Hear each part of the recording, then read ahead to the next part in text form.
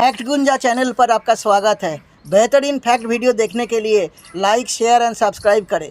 ना दोस्तों, mount Everest एक ऐसा कॉमन नाम है जो हर कोई जानता है, जहां ये 8,848 मीटर के हाईएस्ट पीक के साथ दुनिया का सबसे ऊंचा पर्वत शिखर है। और अब तक माउंट एवरेस्ट पर 6,338 लोग चढ़ चुके हैं, जबकि माउंट कैलाश पर्वत की ऊंचाई सिर्फ 6,638 मीटर है, लेकिन आज तक उसका शिखर कोई चढ़ नहीं पाया है। तो ऐसा क्या है दोस्तों कैलाश पर्वत में, माउंट कैलाश में, कि दुनिया के सबसे हाईएस्ट पीक माउंट एवरेस्ट से छोटा होने के बावजूद भी इस पर कोई चढ़ नहीं पाया है, इसे कोई फतेह नहीं कर पाया है, इसे कोई क्लाइम नहीं कर पाया है। लेकिन ऐसा भी नहीं है दोस्तों कि कैलाश पर्वत पर चढ़ने की कोशिश आज तक किसी ने की ही नहीं। बहुत सारे लोगों ने कैलाश पर्वत पर चढ़ाई करने की कोशिश की, लेकिन सब नाकाम रहे।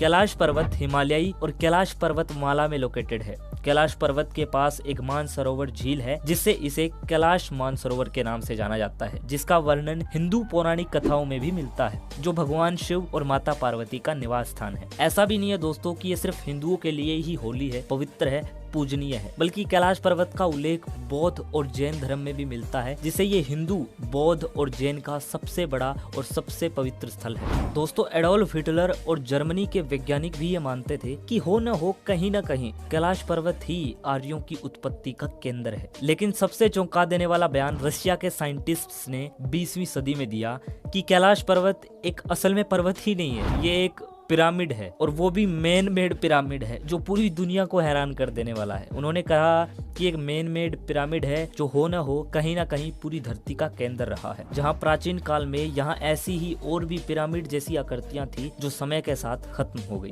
रशियन साइंटिस्ट डॉक्टर अर्नेस्ट मुल्दाशेव ने अपनी स्टडी में बहुत ही अजीब सी स्टेटमेंट दी। उन्होंने कहा कि मैंने जब कैलाश पर्वत को स्टडी किया तो मैंने रात के सन्नाटे में मुझे यहाँ से कुछ हांफने जैसी आवाजें सुनाई दी, कुछ अजीबोगरीब आवाजें आ रही थी जो सिर्फ कैलाश पर्वत से ही आ रही थी। डॉक्टर मुल्दाशेव ने बताया कि उन्हें एक साइबेरियन पर्वतारोही ने बताया कि कैसे पर्वतारोहियों का एक ग्रुप, एक समूह है, कैलाश पर्वत पर निरंतर आगे बढ़ रहा था, और जब कुछ ही दूरी पर चढ़ने के बाद नाकाम हुए तो वापस लौट गए, और सिर्फ 1 साल के बाद ही वो सब बूढ़े हो गए। इतनी जल्दी बूढ़े हो गए कि उनका शरीर बिल्कुल कमजोर पड़ गया, और उनके बाल सफेद हो गए और उनके बाल झड़ने लगे। इन सब चीजों को देखते हुए चाइनीज गवर्नमेंट ने भी ये माना कि कैलाश पर्वत को सिर्फ एक धार्मिक इंसान ही चढ़ाई कर सकता है, और इसी वजह से 2001 में ही चाइनीज गवर्नमेंट ने कैलाश पर्वत पर चढ़ना पूरी तरह से बैन कर दिया। ना दोस्तों, ये तो कहानी थी कैलाश पर्वत की, और अगर वीडियो इन्फॉर्मेटिव लगी हो तो चैनल को सब्सक्राइब कीजिए and don't forget to like the video।